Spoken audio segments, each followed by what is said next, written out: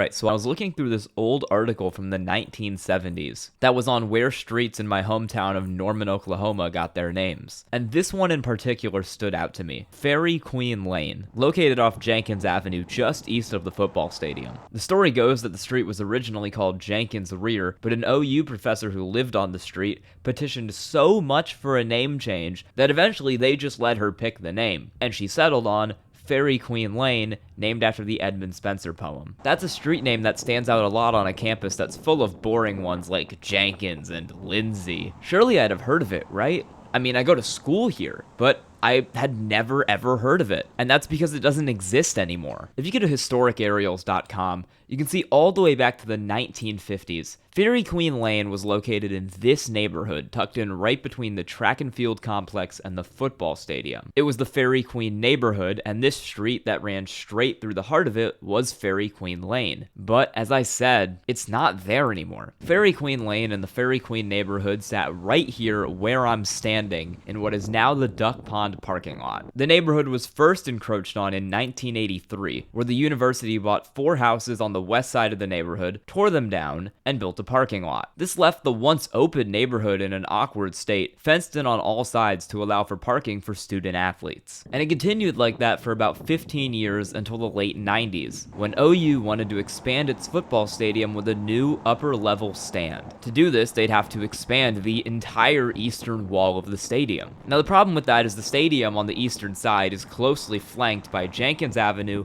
that parking lot, and then Faerie Queen Lane. This would require the previously straight Jenkins Avenue to be curved slightly in order to accommodate this new portion of the stadium. That curve on Jenkins would go through what, at the time, was the athletic parking lot. But then where would the athletic parking lot go? Unfortunately, the answer was in the Faerie Queen neighborhood. OU threatened to enforce eminent domain on the homeowners in the neighborhood to get them to sell the land. The homeowners only found this out when they were contacted by the local newspaper. Yeah, according to the Oklahoman, the university was trying to tear down their houses using eminent domain without even telling them. But it worked, and the neighborhood, which previously sat in the shadow of this massive 73,000 seat football stadium, was torn down and replaced by this parking lot that I'm standing in. There's no trace left, and I doubt many people on campus know it ever even existed. And that's the story of Faerie Queen Lane.